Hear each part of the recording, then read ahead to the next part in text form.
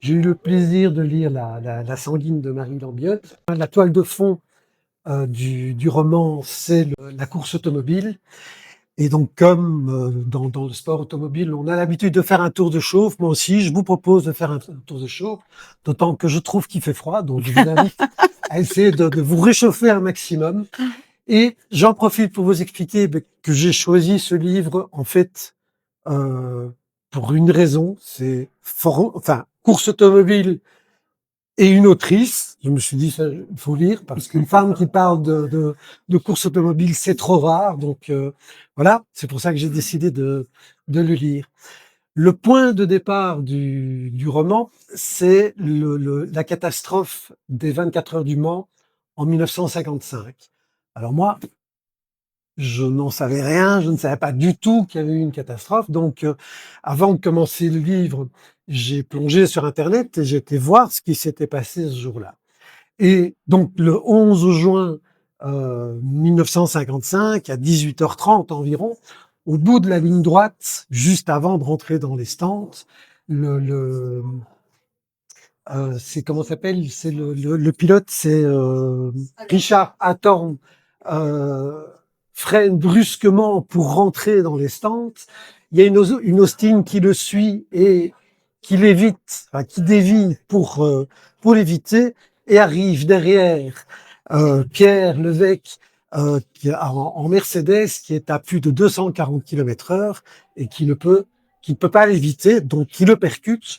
La Mercedes décolle littéralement, elle explose et elle projette des milliers de débris dans la foule. On relèvera 84 morts et 84 morts sur place et 120 blessés. C'est encore aujourd'hui la plus grande catastrophe automobile de l'histoire du sport automobile. Alors, il y a une enquête, bien sûr, qui a été menée. Donc, on a envisagé l'erreur du pilote, donc de Richard, donc non, oui, de Pierre Levesque ou de Mike Hathorn qui aurait freiné trop tard. On a mis en doute la sécurité du circuit. On a mis aussi en doute sur la Mercedes, donc la voiture. D'autant que Mercedes décidera juste après, à cause de cela, de ne plus concourir, donc de ne plus faire des courses automobiles. Et puis bon, l'enquête n'aboutira à rien, on finira par considérer que c'est un fait de course et qu'il n'y a pas qu'il n'y a pas de véritable responsabilité.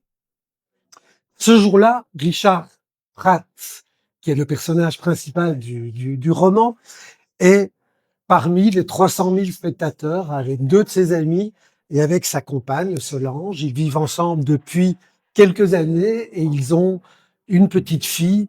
Ils vivent hors mariage, ce qui en 1955 était encore très, très, très mal vu. Richard Pratt est pilote. Il a fait une sortie de route quelques mois plus tôt, donc il est encore en convalescence et il ne peut pas concourir. Sans ça, il aurait probablement participé aux 24 heures. Solange, elle, est dessinatrice et elle est précisément spécialisée dans les dessins automobiles. Et donc, elle croque les voitures qu'elle croise sur les circuits avec son compagnon. Et elle a un petit carnet de croquis qui ne la quitte jamais. Au moment du drame, ils sont tous les deux dans la tribune. Richard sera gravement blessé à la tête et aux jambes. Solange, elle, ne se relèvera pas. Et en plus de ça, son carnet de croquis a disparu.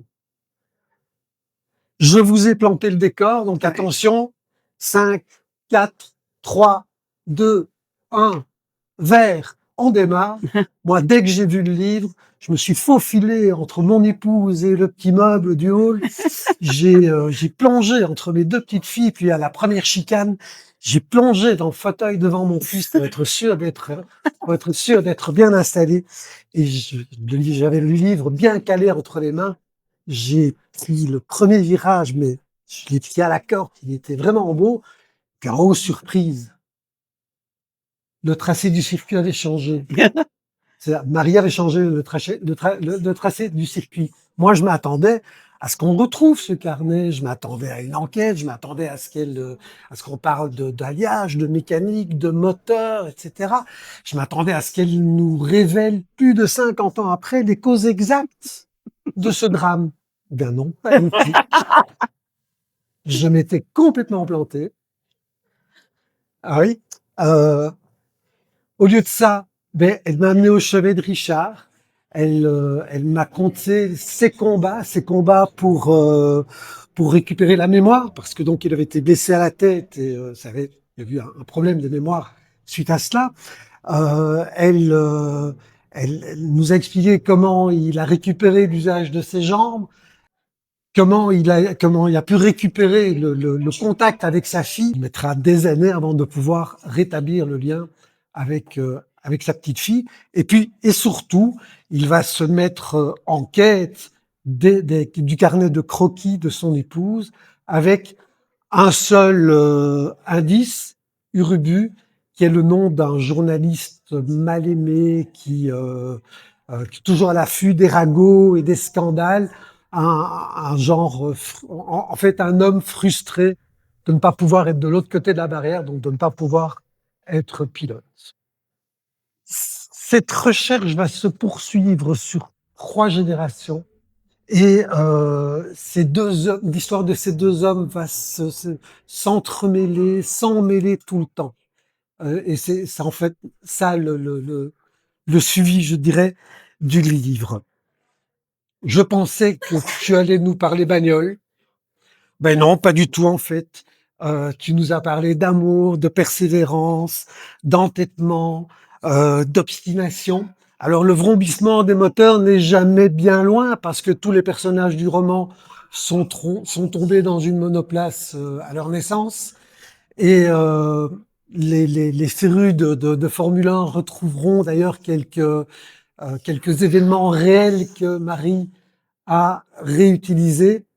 Mais bon, voilà, je vois le drapeau à damier, donc je vais conclure. Merci pour ce roman sympathique, ces personnages très attachants et ce roman profondément humain. Et je conseille, c'est un livre dont je conseille la lecture.